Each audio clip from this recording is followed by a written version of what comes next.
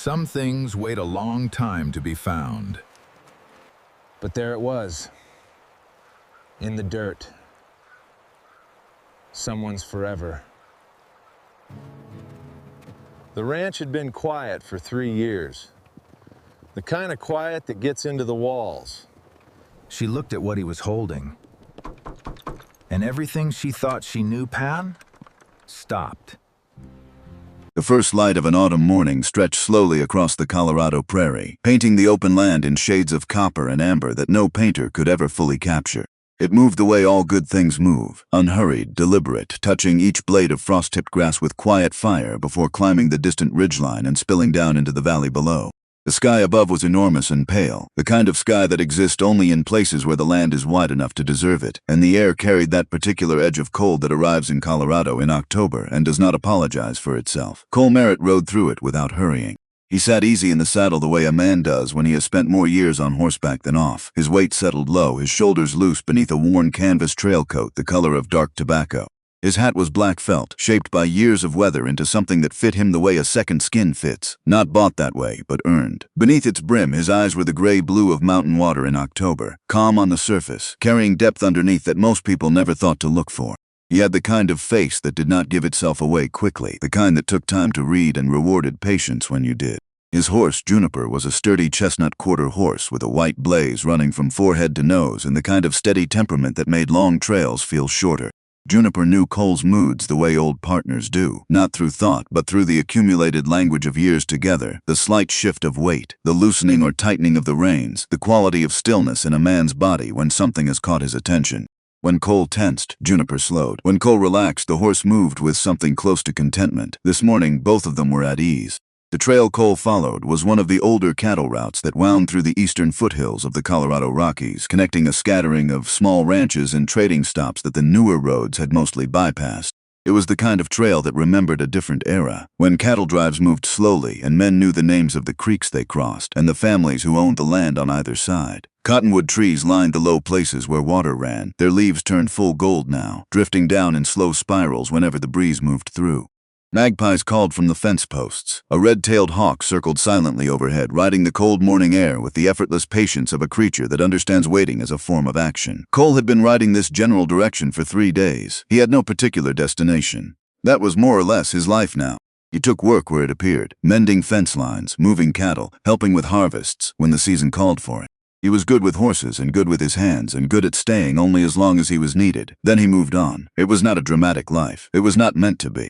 It was a life shaped by the particular kind of loss that does not announce itself loudly but simply removes the floor from underneath everything a man has built, quietly and completely, and leaves him walking carefully for a very long time afterward.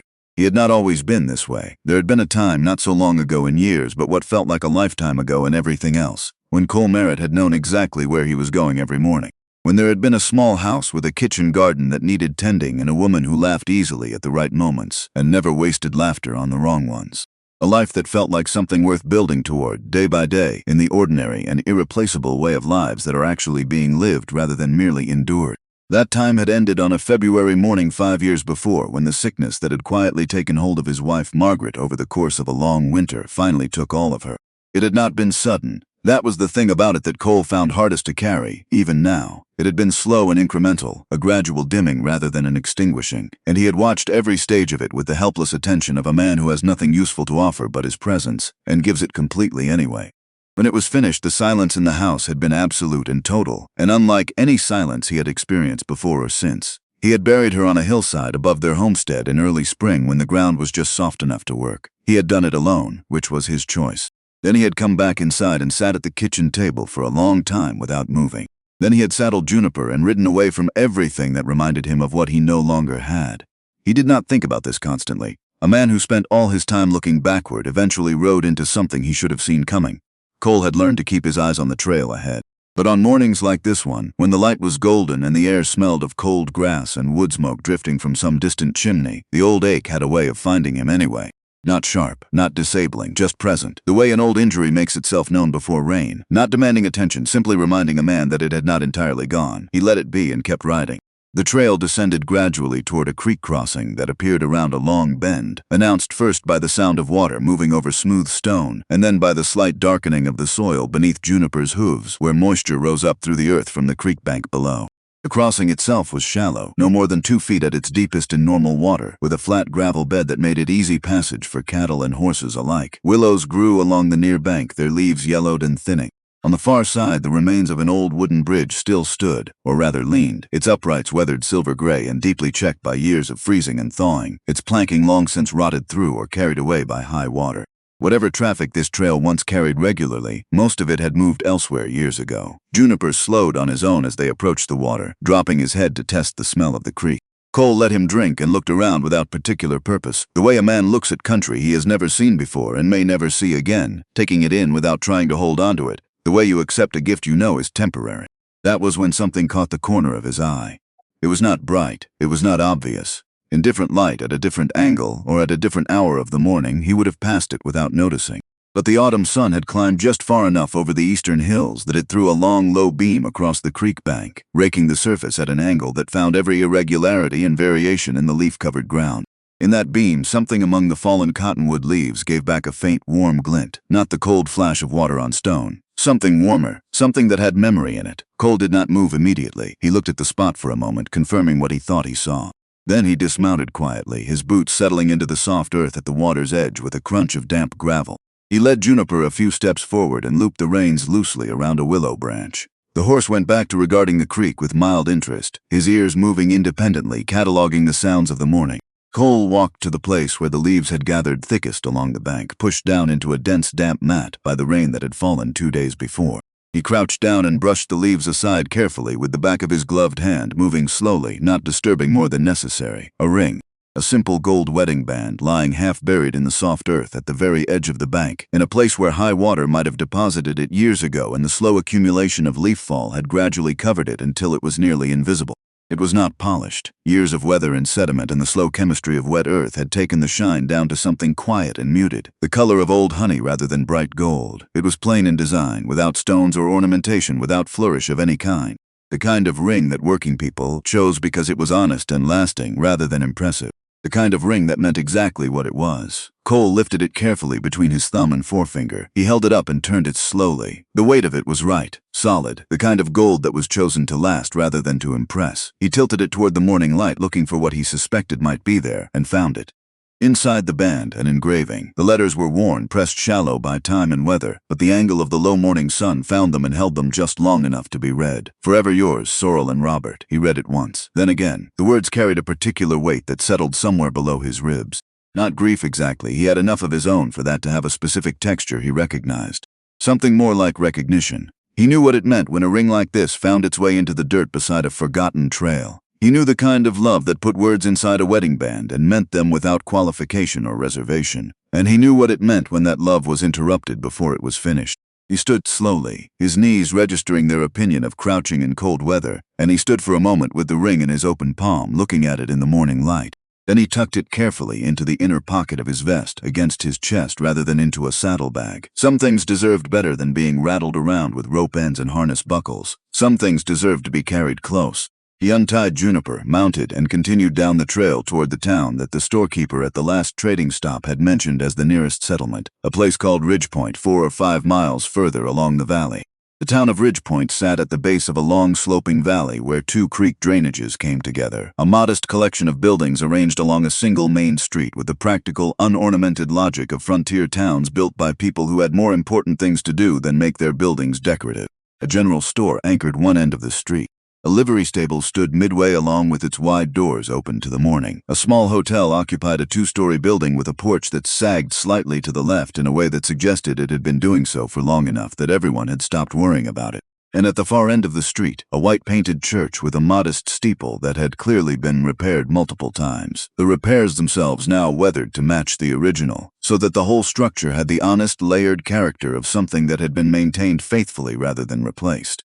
Cole tied Juniper at the rail in front of the general store and went inside. The store smelled of dried herbs and leather oil and the particular sweetness of sacked grain, the smell of a place that has served the same community for decades and carries its history in the air. A pot-bellied stove in the corner threw good, steady heat.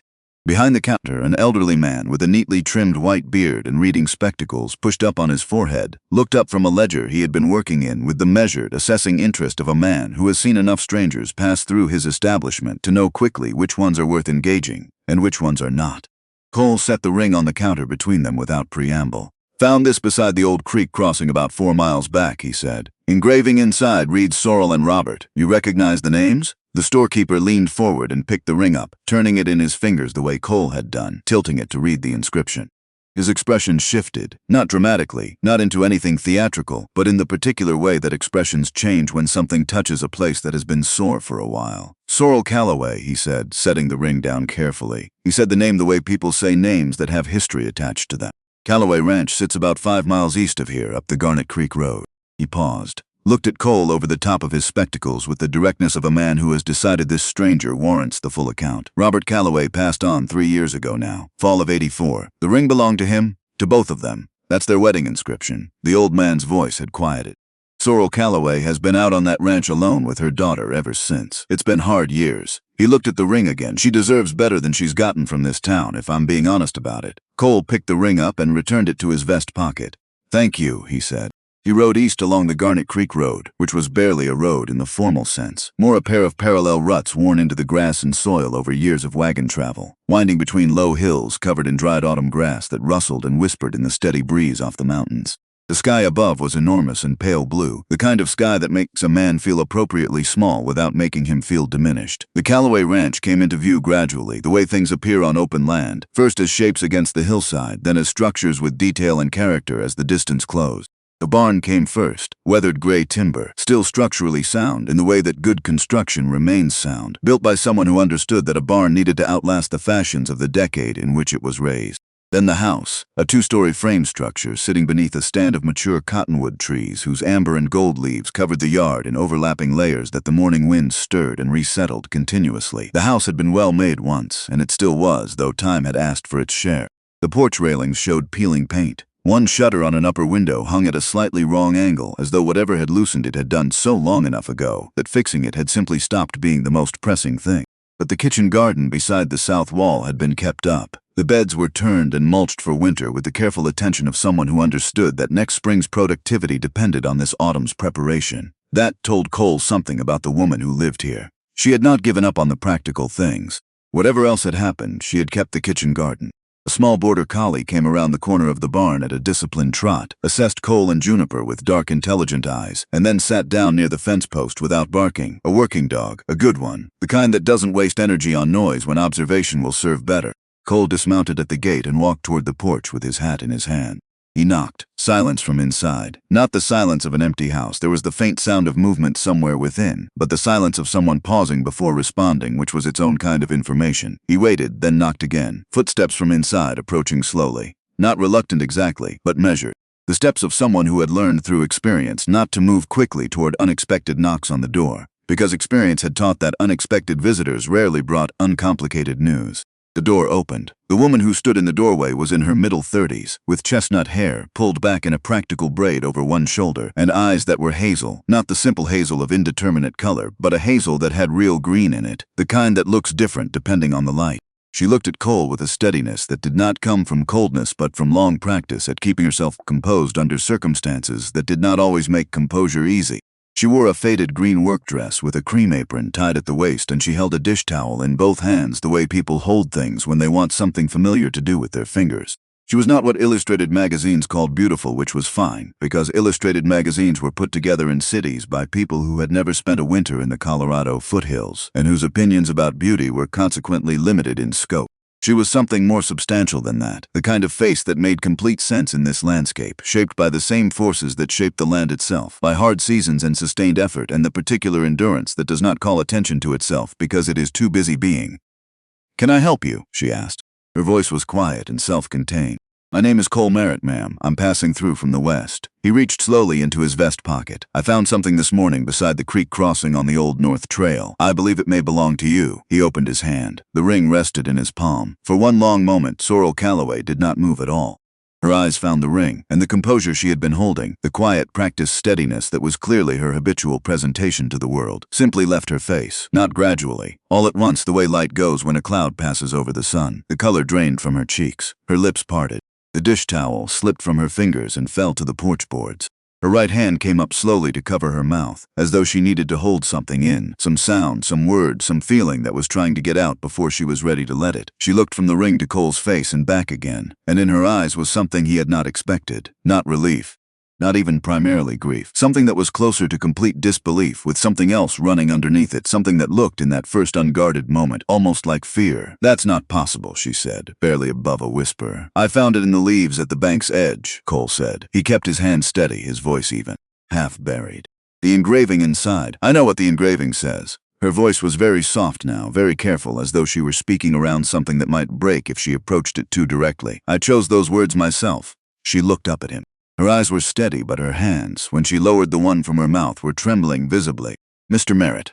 She paused, took a breath that was not quite even. "I placed that ring on my husband's hand myself, the morning of his funeral, before they closed the casket. I remember the moment with perfect clarity. I remember the weight of his hand. I remember the cold of the metal. I remember touching the ring one last time before I stepped back. The morning air between them went very still. I buried that ring with Robert." The words came out quiet and absolute and final, and they landed with a weight that Cole felt settle somewhere in the middle of his chest. He looked at the ring in his palm and then at her face, and he understood, with the particular clarity that comes sometimes from unexpected quarters, that what he was holding was not simply a piece of lost jewelry. It was a question that had been waiting 3 years for someone to arrive and ask it aloud. "Please come inside, Mr. Merritt," Sorrel said. Inside, the house was modest and clean, maintained with the same faithful practicality as the kitchen garden, not decorated, not improved beyond necessity, but kept in good order by someone who understood that order is its own form of dignity. A stone fireplace dominated one wall of the sitting room, and above its mantel hung a framed photograph in a simple dark frame. A man in his 30s, broad-shouldered, wearing a wide-brimmed hat pushed back on his head, smiling with the easy confidence of someone who expects life to continue rewarding his efforts. Robert Callaway. Beside the photograph, placed on the narrow mantel shelf, a small jar held the last of the autumn's wildflowers, dried now, past their best, but still there.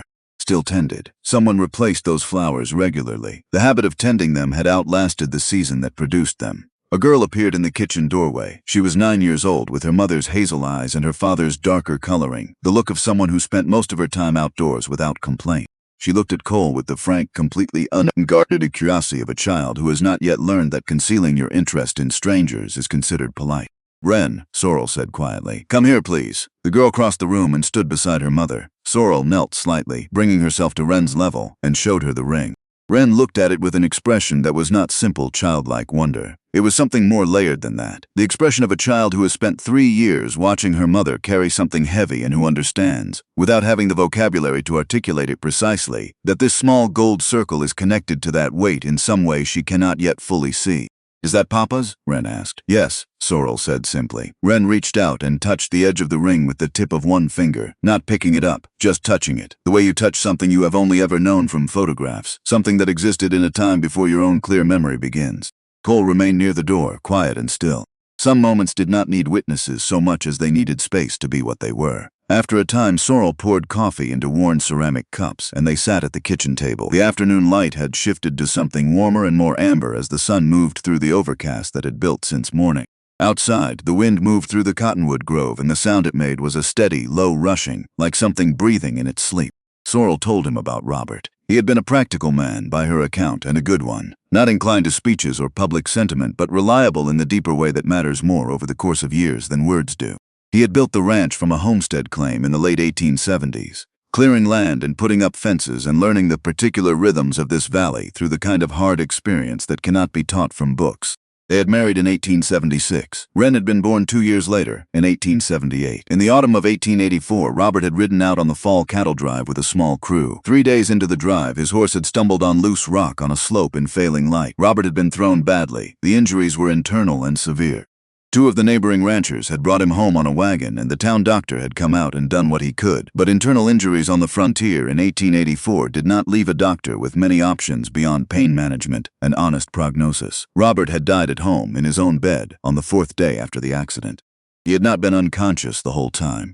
That mattered to what came next. The funeral had been well attended. People came from across the valley, from ranches and homesteads a considerable distance away, which said something specific and meaningful about how Robert Callaway had lived among his neighbors. The Reverend Elias Croft, who had served the Ridgepoint congregation for many years, had helped prepare Robert and had conducted the service. Afterward, as was the custom, the community had gathered at the house, and then in the days and weeks that followed, the whispers had started. Someone noticed the ring was missing, Sorrel said. She held her coffee cup in both hands without drinking from it, looking at a point somewhere past the rim. At first, people assumed it had simply been overlooked, that perhaps I had forgotten to place it on his hand before the casket was closed, and it was still on his bureau. She paused, but I knew I hadn't forgotten. I could recall the moment exactly. I have recalled it many times. She looked toward the sitting room, toward the photograph above the mantel. Then someone suggested that perhaps the ring had been removed from the body. Her voice did not waver, but Cole could hear the effort that cost her. Not emotional effort exactly, but the effort of stating plainly a thing that had been painful to carry, and the name that was mentioned most often in connection with that suggestion was Reverend Croft's. He had been the last person with Robert, the person who had helped prepare him. People decided that made him the obvious candidate. What did you think? Cole asked. Sorrel looked at him directly. Her eyes in this light were more green than brown. I never believed it, she said. Reverend Croft is not that kind of man. He was present with Robert in those last days in a way that went beyond his professional obligation. He sat with him through the nights when the rest of us needed to sleep. He was genuinely kind, not performing kindness for an audience, but actually possessing it as a quality of character. She set down her cup, but I had no proof to offer anyone who had decided otherwise. And so the rumors traveled the way rumors travel when there is nothing to stop them and nothing to replace them with. The Reverend, is he still here in Ridgepoint? He is. He lives quietly now. The congregation has diminished. She looked at the table. People are not always fair in what they choose to believe, particularly when they are looking for an explanation and only one explanation is readily available. The kitchen was quiet for a moment. Somewhere outside, a crow called from the cottonwood grove and then went silent. Then Sorrel said something that shifted the shape of the entire conversation, the way a single stone placed carefully in a river changes how the water moves around it. I need to know what actually happened, Mr. Merritt. She said it without drama, the way people state things they have been thinking about long enough that saying them aloud is simply the next logical step. Not for the ring. The ring is home now, and I am grateful to you for bringing it here in a way I cannot express adequately. Her eyes held his steadily. I need to know the truth because Reverend Croft has been carrying a weight for 3 years that he should not have to carry. And if there is a way to give him back what was taken from him by silence and assumption, I would like to find it. Cole looked at her for a moment. He thought about the road that had been ahead of him this morning, the one with no particular destination at the end of it. He thought about the ring he had carried from the creek bank to this kitchen table, and the way one thing had led to another, with the quiet inevitability of water finding its level. He thought about how some things, once started, asked to be finished. Not loudly, just persistently. I can ride out with you tomorrow morning, he said. We start at the creek crossing and work from there. Sorrel nodded once, not effusively, not with elaborate gratitude, but with the quiet, decisive firmness of a woman who has made a decision and sees no reason to make more of it than necessary. That evening, the Callaway Ranch kitchen held more warmth than it had contained in some considerable time. Sorrel made supper, beef stew with root vegetables and fresh bread that had been rising in the pan all afternoon and came out of the oven with a crust that smelled like the best version of the season. Wren, freed from the careful monitoring of her behavior that the afternoon had required, talked with the focused, wide-ranging energy of a child who has been holding herself in check and is now allowed to simply be 9 years old. She wanted to know about the trails Cole had ridden. She wanted to know about the country to the west, which she had never seen. She wanted to know whether Juniper had ever been in a river crossing where the water came up to his belly. She wanted to know if Cole had ever seen a bear and what you were supposed to do if you did. Cole answered her plainly and without embellishment. He had found, over many years and many conversations, that children respected honesty more than theater, and that the quickest way to lose a child's respect was to simplify things for them in ways they could detect. Wren apparently found his answers satisfactory, because by the end of supper she had moved from interrogation to something more like conversation, which was a different and better thing. After supper, Wren was sent to bed, not without negotiation, but the negotiation was brief because Sorrel conducted it with the calm, unarguable authority of a mother who does not explain herself more than once. Cole sat on the porch with a second cup of coffee, watching the last pale light fade from the western sky and the stars appear one by one above the dark ridge of the mountains. The border collie came and settled near his boots without being invited, which Cole took as a reasonable endorsement. He thought about the ring in his vest pocket. He thought about the inscription and what it meant that someone had chosen those specific words. He thought about a woman who tended fresh flowers beside a photograph every week. Not out of an inability to move on, he thought now, but out of a fidelity to something that deserved to be honored. He thought about what it meant to let a thing go unfinished when finishing it was within reach. The mountain night came on cold and clean, carrying that particular quality of silence that is not the absence of sound but something larger, the presence of space and distance and the indifferent immensity of the mountains that produced it. The cottonwood leaves whispered in the darkness. Somewhere down the valley, a coyote sang briefly and then went quiet, and the silence that followed was somehow larger than the one before. Cole finished his coffee and remained on the porch a while longer, watching the stars. Tomorrow they would ride to the creek crossing. Tomorrow the ring would begin to tell its story. The morning came in cold and gray, a thin layer of overcast pulling across the sky from the northwest and flattening the light into something even and diffuse. No dramatic colors this morning, just the quiet, practical illumination of a working day on the Colorado frontier. The kind of light that asked nothing and promised nothing except sufficient visibility for the task at hand. Cole had slept in the barn on his bedroll, which was his preference when ranch hospitality included it. He was up well before first light, working through his habitual morning inspection of juniper. Feet lifted and examined, legs run over carefully with both hands, back checked, girth area examined for any sign of rubbing from the previous day's riding. Juniper bore all of this with patient disinterest, more focused on the contents of his feed bin than on anything Cole was doing to his legs. By the time Cole walked from the barn to the house, Sorrel had coffee on the stove, and Wren was at the kitchen table eating oatmeal with the concentrated efficiency of a child who has been told there is work to be done this morning and has decided to take the instructions seriously. They did not talk much over breakfast. There was an ease to the silence that Cole noticed, not the strained quiet of people who have nothing to say to each other, but the more comfortable silence of people who understand what the morning requires and are moving toward it without needing to narrate every step. He had not felt that particular quality of shared silence in a long time. He had almost stopped expecting to find it. Sorrel packed a small saddlebag with water and biscuits wrapped in a cloth. Practical, no excess. She rode a gray mare named Clover, steady-gaited, sure-footed on uncertain terrain, clearly well-matched to the country around the ranch. Sorrel sat the saddle with the unconscious competence of someone who learned to ride before she learned to read, and has never had occasion to think about it since, her back straight without rigidity, her hands easy on the reins.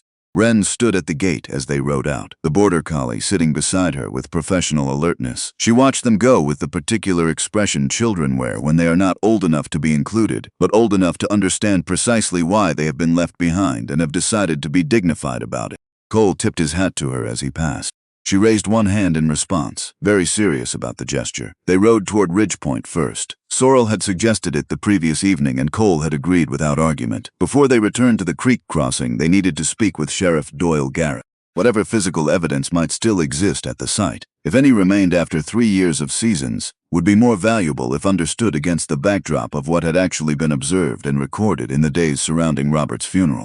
Garrett had been the valley's sheriff for a long time. His memory was likely to be the most complete and reliable account available. The sheriff's office occupied a narrow stone building on the south side of Ridge Point's main street, tucked between the feed merchant and a small assay office that currently showed no signs of active occupation. A single window faced the street. A hitching rail stood out front with the patient availability of something that has been useful for a long time. Doyle Garrett was a man in his late 50s with a broad, angular face that decades of Colorado weather had marked in ways that were not superficial, marked the way good timber is marked by the elements, in ways that added character rather than subtracting it. His hair was iron gray, cut short beneath a battered black hat. He wore a long canvas duster even indoors, and his sheriff's badge was pinned to the lapel with the matter-of-fact placement of something worn so habitually it had simply become part of the man. He looked up from his desk when the door opened. When he saw Sorrel, his expression shifted into something that was respectful and also carried the faint, persistent quality of a man who knows he failed to do something he should have done and has not stopped knowing it. "Mrs. Callaway," he rose. "Good to see you." "Sheriff." She sat in the chair across from his desk without waiting for an invitation. Cole took the chair beside her. Sorrel placed the ring on the desk between them without ceremony. Garrett looked at it. His expression changed in a way that confirmed he recognized it before a single word was spoken. "Mr. Merritt found it at the creek crossing on the North Trail," Sorrel said. 4 miles west of town, half buried in the bank. Garrett picked it up, turned it, read the inscription, set it down carefully with the deliberateness of a man who understands what he is handling. 3 years, he said, quietly, mostly to himself. "I want to know what actually happened," Sorrel said. "And I want you to tell me honestly whether there was ever a real investigation, or whether everyone simply decided what had occurred and stopped there." Garrett looked at her with the steadiness of a man who has decided not to be defensive about things that warrant something more honest than defense. "There was no proper investigation," he said. No official complaint was filed, and without one I had limited formal grounds to proceed. People formed opinions. Opinions circulated. But no one came to me and said clearly, I want this investigated. I want charges considered. I want answers. He paused. I should have moved on my own authority regardless of that. I've thought about it. I know I should have. Cole leaned forward slightly. Do you remember anything specific about the days around the funeral? Anything that stood out at the time, even if you set it aside? Garrett was quiet in the deliberate way of a man actually reaching back through years for something specific rather than simply organizing what is already at the front of his mind. The funeral was November 8, 1884, he said. A Friday. It rained in the morning and cleared by afternoon. He looked toward the window. Reverend Croft conducted the service. He had been close to Robert in the last days, closer than anyone except Sorrel. He sat with him through the nights when others went home to sleep. And after the service? Cole asked. People gathered at the Callaway place until evening. I was there part of that time myself. He frowned in concentration. Then the following morning, the 9th, I received word that someone had been seen on the Garnet Creek Road in the dark, riding hard or attempting to. A witness said the horse came back without its rider. Cole looked at Sorrel. She had gone very still. A riderless horse, Cole said. The witness thought it was someone who had too much to drink, Garrett said. The horse was lathered and spooked. It was late and dark, and the witness didn't see clearly. I rode out to the creek road that morning, expecting to find a ranch hand sleeping somewhere uncomfortable. He shook his head slowly. Found nothing. No one at the crossing, no evidence of a fall. The horse had been collected by then, I assumed by whoever owned it, and I filed no report. I let it go. What color was the horse? Cole asked. Garrett thought for a moment. Dark bay or dark brown, the witness said. Hard to say in that light. Sorrel spoke quietly. What horse does Reverend Croft keep? Garrett was still for a full beat. Dark bay, he said. Has been for years. Same animal. The three of them sat with that in the stone-walled quiet of the sheriff's office. Outside, the wind had picked up and moved along the main street with a sound like something being swept clean. I'd like to ride out to the crossing, Cole said. Before we go further, Garrett reached for his coat. I'll come. They rode out together along the Garnet Creek Road. Garrett on his steady roan, Cole on juniper, Sorrel on clover. The overcast had thickened and the air had the metallic edge of weather coming, but it had not arrived yet.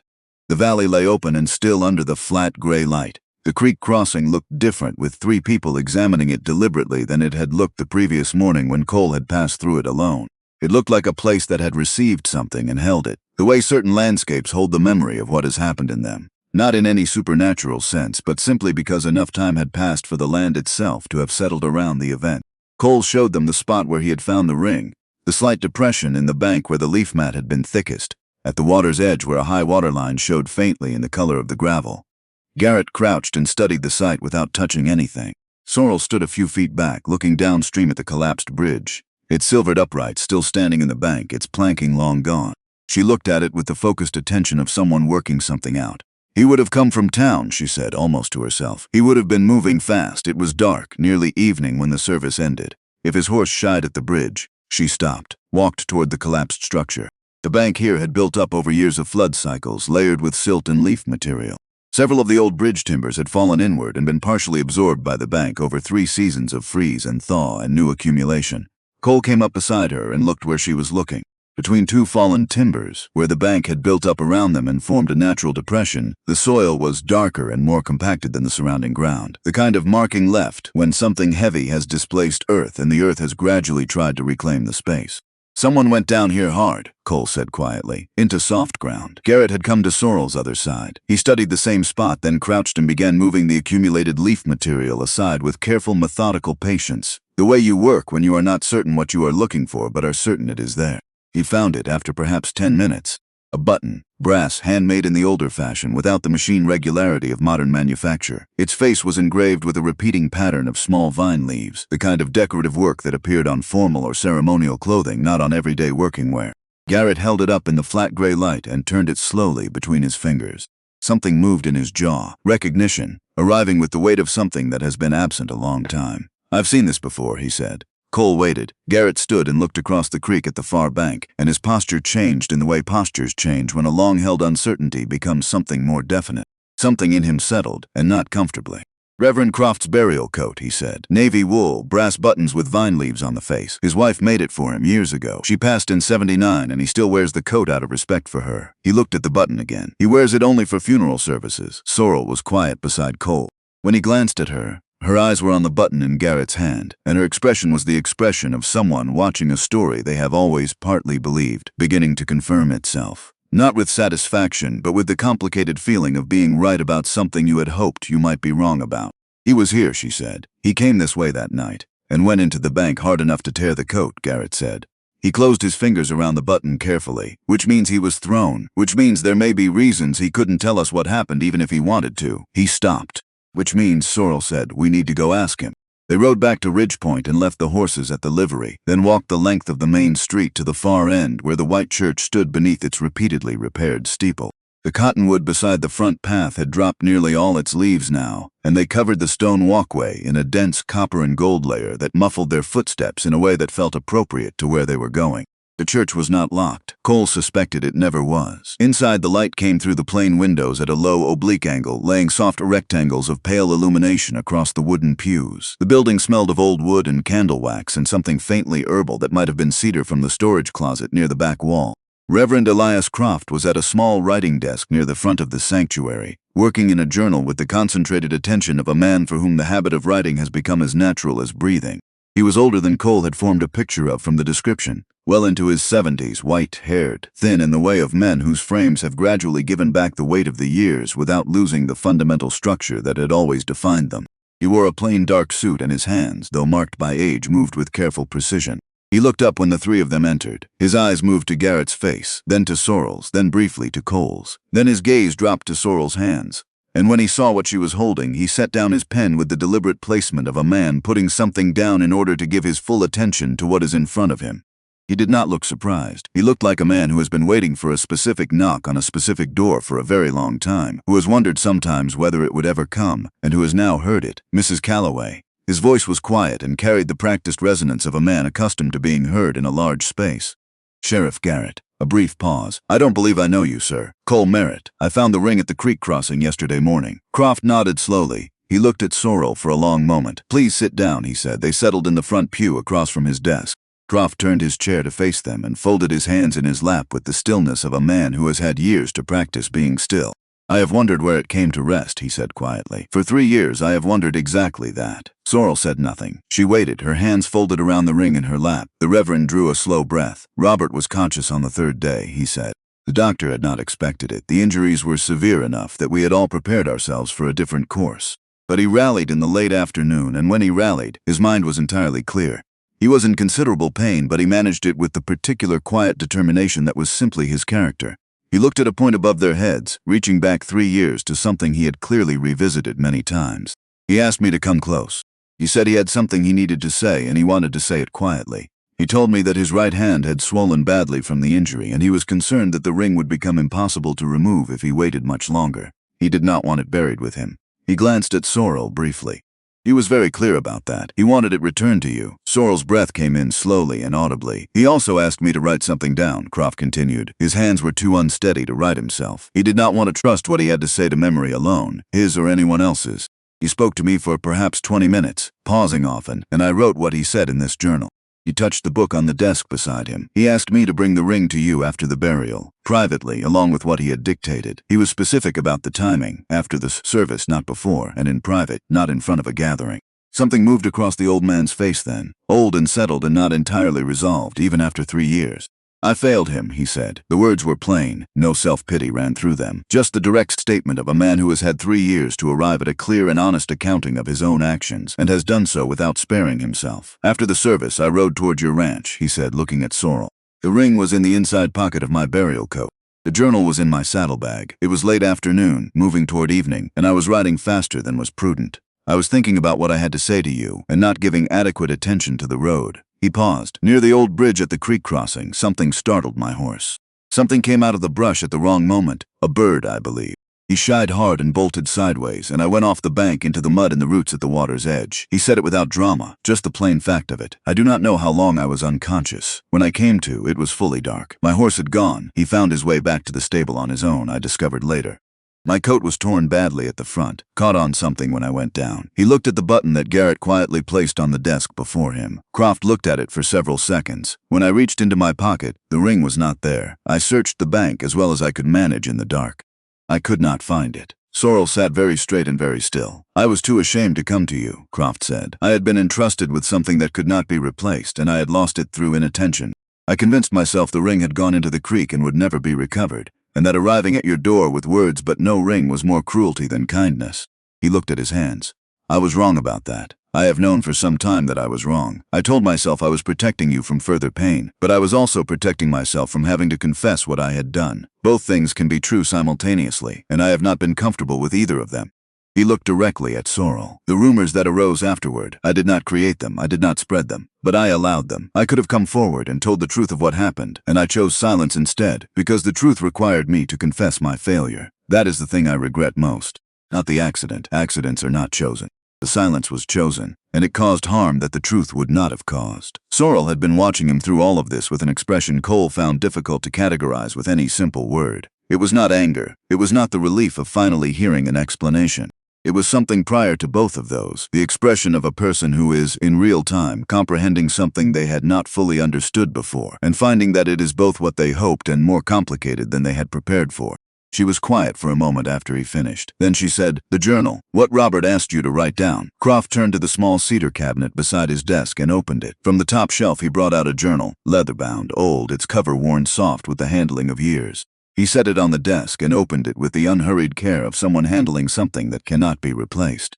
He turned through the pages slowly. Cole caught glimpses of entries in a small, precise hand, dates and names in brief passages, the accumulated record of a minister's work in a valley community across many years. Baptisms and funerals and marriages and the quieter, less categorized passages that made up the texture of ordinary life in any place where someone is paying attention.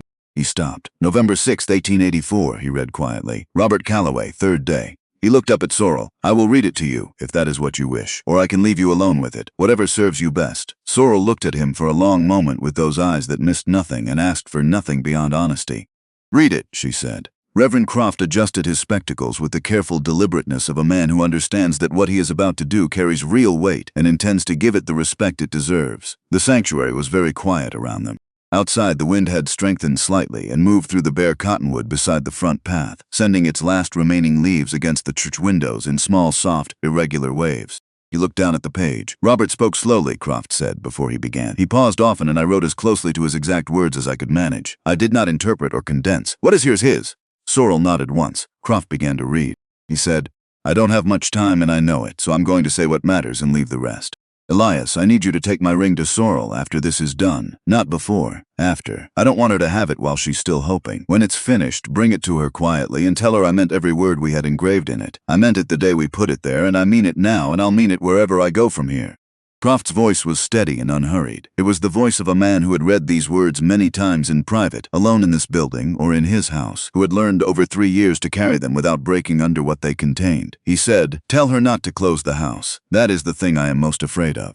Not dying. I can make my peace with dying, I think. But I am afraid of her closing the house and keeping Wren inside it with her grief. That little girl needs to grow up in the world, not inside her mother's sorrow. Sorrel is strong enough to survive losing me. I know that because I know her better than she knows herself most days. But strength is not the same thing as living, and I need her to do more than survive what happens here." Sorrel's hands were folded in her lap. She was looking at a point somewhere near the floor, not seeing anything in front of her, hearing only. He said, "Tell her the ranch is hers to run, and she will run it better than I ever managed if she lets herself believe that. She always knew where things needed to go. I was the one who needed convincing, and she was right every time. Tell her that specifically. Tell her I was wrong about the North Pasture for 2 full seasons, and she was right about that, and I want her to know I knew it." A sound came from Sorrel then, something that was not quite a laugh and not quite a sob, something held precisely between the two, lasting only a moment before she brought herself back to stillness. A small involuntary acknowledgement of something that was painful and also, in some irreducible way, almost funny. The particular feeling of being right about something that can no longer be argued about with the person you argued about it with. Croft continued without pausing. He said, "Tell her the door of the ranch house needs to stay open. That is how I want to picture it from wherever I go. The door open and the kitchen warm and Wren running in the yard and Sorrel on the porch in the evening watching the light change on the mountains. That is the picture I am taking with me. I need that picture to be real, not just something I imagine. So tell her to keep the door open. Good people still come down these roads.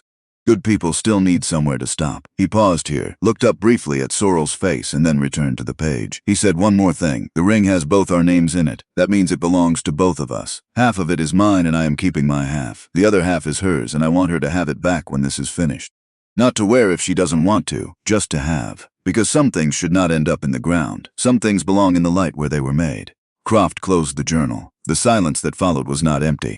It was full of the specific weight of words spoken by someone no longer present, words that had waited 3 years to reach the person they were intended for and had now finally arrived. Sorrel did not move for a long time. When she finally looked up, her eyes were wet, but her face was not broken. It was the face of someone who has been carrying a question for 3 years, not just about the ring, but about whether she had been left with intention or simply abandoned by accident, whether she had been seen and known or simply lost, and who has just received an answer that is both harder and more merciful than anything she had dared to construct in the absence of the real thing. Harder because it was true and final, more merciful because it was real. She looked at Reverend Elias Croft. He knew, she said. Her voice was quiet and very steady. He knew exactly what he was afraid would happen. He knew you very well, Croft said simply. And he was right. She said it without self-recrimination. Just plainly, acknowledging what 3 years of closed doors and untended relationships and a kitchen that had grown quieter every month had actually amounted to. He was right about all of it. She looked down at the ring in her hands. She turned it once, slowly, the way Cole had turned it at the creek bank 2 mornings ago, the way she had turned it the first time he placed it in her hand. She read the inscription to herself, not aloud, just with her eyes and whatever place inside her those particular words had always reached. Then she stood. She looked at Reverend Elias Croft across the small space of the sanctuary, and Cole watched her face move through something. Not performance, not preparation, just the plain movement of a person arriving at a decision that had been waiting for the right moment. I owe you an apology, she said. Croft shook his head immediately, beginning to speak.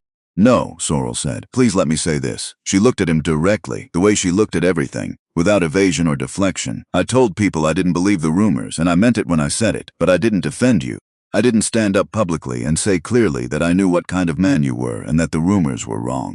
I told myself I had no proof, and that made my silence reasonable. She paused. But I knew your character from 3 years of watching you serve this valley. That was proof enough, and I should have acted on it. Croft was quiet for a moment.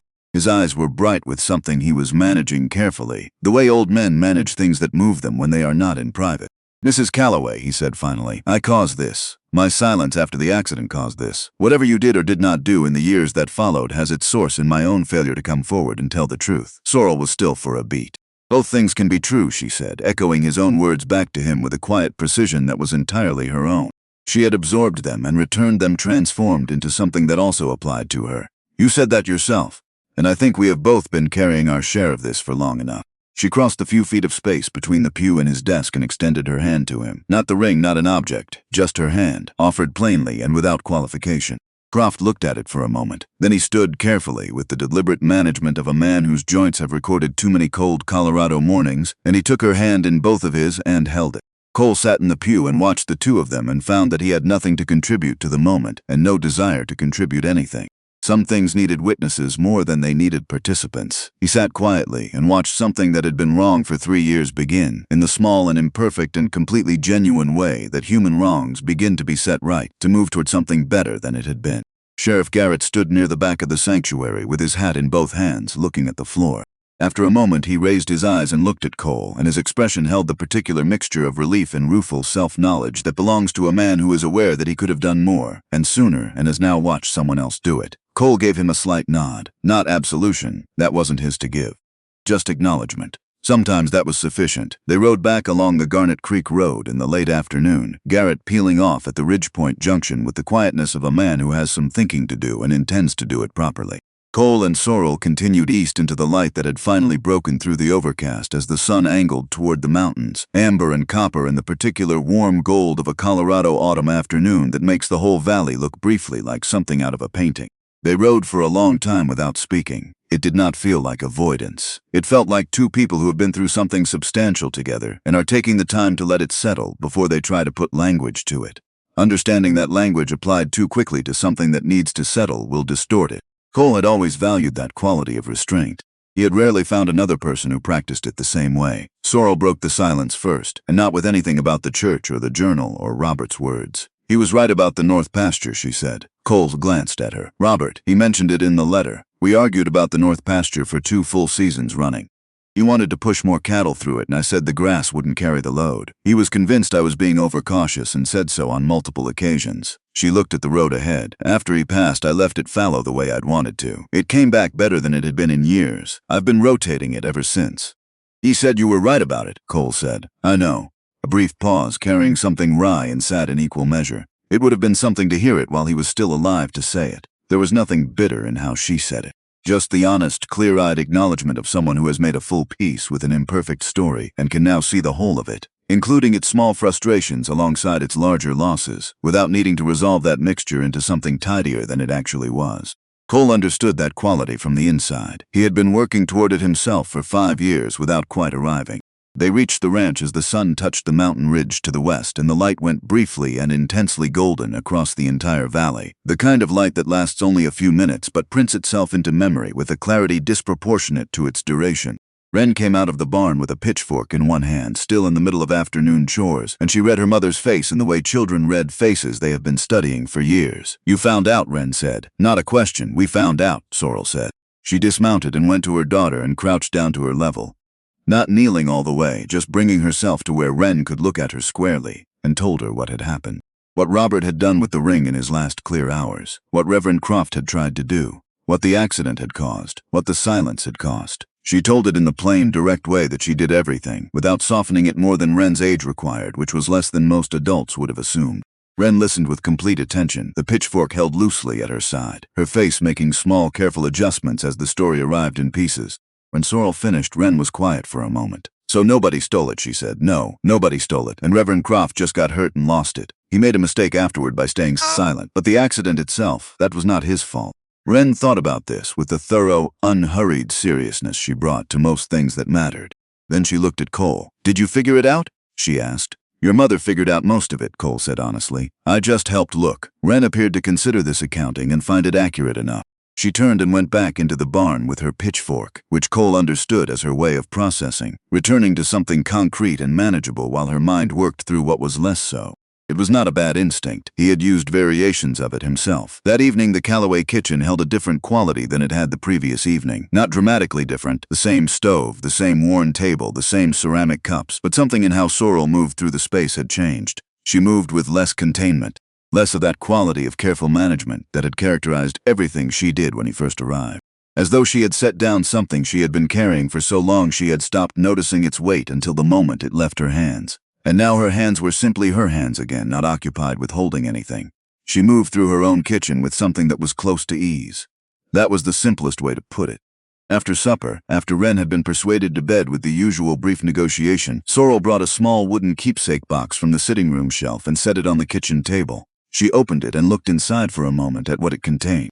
Then she took the ring from her dress pocket. She had been carrying it there since the church, Cole had noticed, as though she wanted it close, and placed it carefully inside the box against a small piece of dark velvet.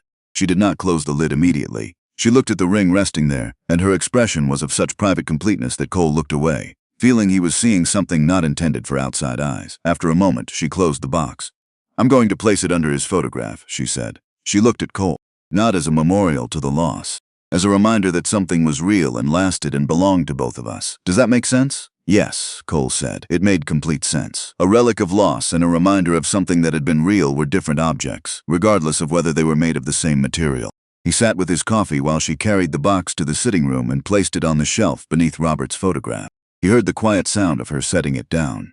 He heard the silence that followed, a silence that had a different quality than the one that had been in that room before, as though something had been completed that left the air easier to breathe. When she came back to the kitchen, she looked different in some way that had nothing to do with her physical appearance, and everything to do with what she was no longer required to carry. The following morning, Cole rose before first light and brought Juniper out of the barn. He saddled him in the dark by feel and habit, the way you do things you have done thousands of times. The air was cold and completely still. Stars still showed in the western sky where the night had not yet given way. He was checking the cinch a second time when the barn door opened behind him. Sorrel came in carrying a lantern and a cloth-wrapped package, biscuits and dried apple cake and smoked meat for the trail, which she put in his saddlebag with the same practical efficiency she brought to everything. She stood back and looked at Juniper for a moment. The horse regarded her with mild interest. "Early start," she said. An observation, not a question. "Early suits me," Cole said. "Easier on the horse." Sorrel nodded. She looked at the packed saddlebag, then at Cole, and said, "I want to say something before you go, plainly so there is no confusion about what I mean." Cole waited. "You came to my door 2 days ago, carrying something that did not belong to you, which you had no obligation to return, to a woman you had never met at a ranch you had no reason to visit." She looked at him with that directness that was simply her way. "And then when I asked you to help me find something more than a lost ring, you stayed and helped me find it." A pause. "Robert wrote in his letter that good people still come down these roads. I think he would have been glad to know he was right about that." Cole was quiet for a moment. He looked at the lantern light on the barn floor between them. "Your husband sounds like a man who was right about most things," he said. "He was," Sorrel said, "except the north pasture." Cole smiled at that. A real one, not managed or partial. He led Juniper to the barn door and the cold morning air came in around them. He mounted at the gate while Sorrel stood with the lantern, the border collie sitting near her feet, both of them tracking his departure with alert attention. Wren appeared on the porch just as he gathered his reins, barefoot on the cold boards despite the temperature, her hair loose, clearly having come directly outside without stopping for shoes or a coat, operating on the urgency of not missing something. "Mr. Cole," she called, the name she had been using for 2 days, the particular combination she had settled on in the way children settle on names for people they have decided matter to them. He looked at her. "Are you coming back?" Cole looked at her standing on the porch in her bare feet in the cold. He looked at Sorrel at the gate with the lantern. He looked at the road ahead of him that stretched east into the gradually lightening dark. He did not answer immediately. Then he said, "Get back inside before you lose your toes." Wren gave him the look of a person who recognizes an insufficient answer and is choosing to reserve her objections for a more appropriate moment. She went inside. Cole tipped his hat to Sorrel. She looked at him with those eyes that asked nothing and missed nothing, and she said nothing, which was its own answer to a question that had not been asked in words. He rode out through the gate and east along the Garnet Creek Road. The morning built behind him slowly, sky lightening from deep black to dark blue to the pale gray rose of early dawn, the mountains emerging from the darkness in gradual stages, first their shapes against the sky, then their surfaces, then the full detail of their long autumn slopes with dried grass and dark pine stands, and the occasional outcropping of pale rock catching the first color of the rising sun. Cole rode without thinking particularly, which was what he did best in the early hours on an open road. His mind moved the way water moves through country it knows well, around the stones and through the low places, keeping its general direction without effort. He thought about the ring lying in the leaves for 3 years, waiting for someone to move slowly enough and look carefully enough to notice it. He thought about a man in a great deal of pain choosing his last clear words with the same care he had evidently brought to everything else, dictating them to a minister's pen because he understood he would not have another opportunity to get them right. He thought about Sorrel tending fresh flowers beside a photograph every week for 3 years, not because she couldn't move forward, but because fidelity to what had been real was simply her nature, had always been her nature, and was not something grief had imposed on her so much as something grief had illuminated. He thought about a child asking a plain question in the cold dark of an early morning, in her bare feet, without guile or decoration or anything other than the simple direct desire to know. He reached the long curve in the road near the stand of old cottonwoods at the meadow's edge, the place where the trail bent north and the Callaway ranch would fall out of sight behind him. He stopped. Juniper stood easy under him, ears forward, looking at the road ahead with the patient availability of a horse who has learned to wait for direction without forming opinions about it. The road was wide and clear. The country ahead was open. There was nothing in either direction that required him to be anywhere in particular. Cole sat in the silence of the early morning and let his mind do what it had been working toward without his full permission for 2 days. He thought about what it had felt like to sit at that kitchen table 2 evenings ago, with the sound of Wren's voice moving through the room, and the smell of fresh bread from the oven, and the solid, undemonstrative warmth of a woman who did not perform her feelings, but simply had them and was shaped by them in ways that were visible to anyone paying attention. He thought about how long it had been since any place had felt like something he actively did not want to leave. He thought about what Robert Callaway had written into a minister's journal on the 6th of November, 1884. Good people still come down these roads. Good people still need somewhere to stop. He had understood that as a statement about hospitality. Sitting at the curve in the road now, with the ranch behind him and everything else ahead, he wondered if it was also something else. A permission, perhaps, or simply an honest observation about what was available to a man who was paying the right kind of attention to what was in front of him. He sat a while longer, watching the mountains take the first color of the sun. Then he thought about something else Wren had said in her plain, unguarded way. "Did you figure it out?" "Your mother figured most of it out. I just helped look." That was true, and it was also true that actually looking carefully at what was in front of you, was not a small thing. It was, in fact, the thing that everything else depended on. He turned Juniper around. He rode back along the Garnet Creek Road at a steady, unhurried pace, not rushing toward anything, just moving in the direction he had decided to move. The sun had cleared the eastern horizon now, and the light came in long and low and golden across the entire valley, turning the dried autumn grass into something that looked briefly like the surface of a slow-moving river, all that amber and copper light shifting and moving in the morning wind, more beautiful than any landscape had a right to be at this hour. The Callaway ranch came back into view around the bend in the road. The front door was open, not ajar. Open. wide enough to let the morning light into the hallway, wide enough that the thin thread of wood smoke rising from the kitchen chimney suggested warmth inside, wide enough that the sounds of the household beginning its day carried faintly across the yard to where Cole slowed Juniper at the gate.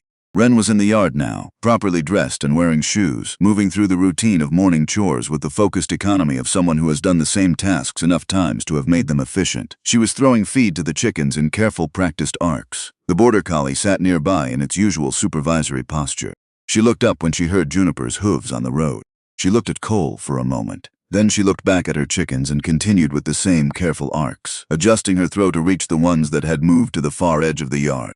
But something had appeared at the corner of her mouth, small and private and not at all surprised, the particular expression of a child whose expectation has been confirmed and who is trying not to appear too satisfied about it. 3 days later, on a bright cold morning that smelled of coming snow, Wren came home from school with news that traveled the way news travels when children carry it, quickly, without filter, and with a directness that adults have usually learned to moderate. She had told her schoolmates about the ring, about Reverend Croft and the accident and the journal and what Robert Callaway had written in his last clear hours. She had told it the way she did everything, plainly in the right order, without embellishment but without omission. By noon that day, 3 families had heard the story from their children. By evening, it had reached 6 households. By the following morning, it had reached the storekeeper with the white beard and the woman who ran the hotel and the farrier at the livery and Sheriff Doyle Garrett, who received it from Cesbret sources before 10 o'clock and sat in his stone office for a long time afterward with his coffee going cold on his desk, thinking about the various ways a person might fail to do the right thing in the various ways. Sometimes, those failures eventually find their way towards something resembling repair. The truth arrived in Ridgepoint the way truths sometimes arrive when no single person carries them deliberately, not with announcement, not with confrontation, not with the formal machinery of accusation and defense, but simply through the ordinary channels of a community talking to itself, the way communities always have and always will, and finding that what it had believed for 3 years was not what had actually happened. No one organized what came next. No one needed to. On the 4th morning after Wren told her story at school, Cole was in the barn with Juniper when he heard the sound of a wagon coming up the Garnet Creek Road. He came to the barn door and looked out. The wagon belonged to the Halverson family from the next ranch to the north. A man and his wife and 2 grown sons, all of them carrying tools. Behind their wagon came another one, the Pemberton family from the South Fork, with lumber stacked in the bed. And behind them on horseback 3 more riders Cole did not yet know by name. Sorrel came to the porch and stood looking at the road. More came through the morning. Some brought food, some brought tools. Some brought nothing but themselves and their willingness to be present, which was not nothing. The fence line along the north pasture that had needed repair since late summer got repaired. A section of the barn roof that had been developing a sag got braced from inside. The firewood pile, which had been adequate but not generous, became generous. Nobody made speeches. Nobody explained themselves at length. People worked and then sat down to eat at noon and then worked again, and the ordinary sounds of a community engaged in the practical business of being a community. Voices calling across the yard, the ring of hammers, the sound of children running between the adults' legs, filled the Callaway ranch for the first time in 3 years. Sorrel stood in the middle of it all at one point in the afternoon, in the yard between the barn and the house, and Cole watched her face from where he was working on the fence line. She was looking at the people around her, at their faces, at their hands occupied with work, at Wren running with the other children across the open ground, and her expression was something he had not seen on her face before. Not happiness exactly. Something more surprise than happiness, the expression of someone who has been expecting to be alone for so long that the presence of others still requires adjustment, and who is discovering that the adjustment this time is something she wants to make. Reverend Elias Croft arrived in the late afternoon, coming quietly on his dark bay horse and tying him at the gate without fanfare. He was carrying a small jar of preserves from his own kitchen, the offering of a man who understood he was not yet sure of his welcome but had decided to come anyway, because deciding to come anyway was the only way to find out. Sorrel saw him from the porch. She came down the steps and crossed the yard to where he stood at the gate. She looked at him for a moment. He looked back at her with the quiet, waiting dignity of a man who has done what he can and intends to accept whatever comes of it. Then Sorrel opened the gate and said, "There's food inside, Reverend. Come in." Croft came through the gate, and as he walked across the yard toward the house, several of the people working nearby looked up and watched, and then looked back at what they were doing, and the quality of the afternoon continued exactly as it had been. The sounds of work and voices and children running, the smell of wood smoke and cold air and the particular warmth that gathers in a yard full of people who have decided, in their ordinary and imperfect and genuine way, to show up. Wren found Cole at the fence line just before the light began to fail. She had been running with the other children all afternoon, and her cheeks were flushed from the cold, and her hair had come mostly loose from its braid, and she was carrying a piece of dried apple cake wrapped in cloth, which she handed to him with the directness of someone delivering something that was necessary. "Mama says to eat," she said. Cole took the cake. "Thank you." Wren stood beside him for a moment, looking at the repaired fence line with the same appraising eye her mother used on things that needed to be evaluated honestly. "It's good," she said. "Meaning the fence. It'll hold," Cole agreed. She was quiet for a moment, looking at the mountains to the west where the last light was leaving the peaks. "Are you going to stay?" she asked. Not the same question she had asked 2 mornings ago in the dark. This one was quieter, more specific, more prepared for whatever answer came. Cole looked at the mountains, then at the ranch house where lamplight was beginning to show in the kitchen window, then at the child beside him, who was looking up at him with her mother's hazel eyes and her father's patience, waiting for an honest answer. "I think I might," he said. Wren nodded, as though this was a reasonable conclusion that she had already reached independently. She turned and walked back toward the house, and Cole watched her go, small against the wide Colorado evening, her loose braids swinging, already moving at the quick-footed pace of someone who knows exactly where she is going and has things to do when she gets there. Cole turned back to the fence line and stood looking at the repaired posts and the taut new wire for a moment. Then he rolled down his sleeves against the cold and walked back toward the house himself. Inside, the kitchen was full of warmth and voices and the smell of food that had been cooking since morning. Sorrel moved through it all with an ease that was new. Not the careful, contained movement of a woman managing a space she had come to think of as her solitary domain, but the easier movement of a woman who has remembered that a room full of people is not a burden to manage, but something else entirely. She looked up when Cole came in. She was holding a coffee pot, and she raised it slightly in a question. He nodded. She poured, set the cup on the table near him. And then, without ceremony, she went back to what she was doing, moving through her kitchen with the assurance of someone who has come to terms with a complicated thing and found, on the other side of it, that the world is still intact and perhaps better for the reckoning. Later, when most of the visitors had gone home, and the ranch was quiet again, and Wren had been put to bed with less negotiation than usual, because the day had worn her out completely, Sorrel carried the small wooden keepsake box from the shelf beneath Robert's photograph and brought it to the kitchen table. She opened it and looked at the ring inside for a moment. Then she looked at Cole across the table. "He said some things should stay in the light where they were made," she said. "He did," Cole said. Sorrel looked at the ring again, then closed the box gently and set it back on the table between them. "I think this is where it belongs," she said. "Here, in this house." In the light. Outside, the Colorado night had come on clear and cold and enormous, the way it came on in October in the foothills when the weather was honest and the stars were so plentiful and close they seemed less like distant objects than like something that had simply always been there, available to anyone who bothered to look up. Cole sat across the table from Sorrel Callaway in the warm kitchen of a ranch house on the Garnet Creek Road, with the night outside and the lamplight inside, and the small wooden box between them containing a gold ring engraved with 2 names and 4 words that had proven, over 3 difficult years and a long, strange road, to mean exactly what they had always said.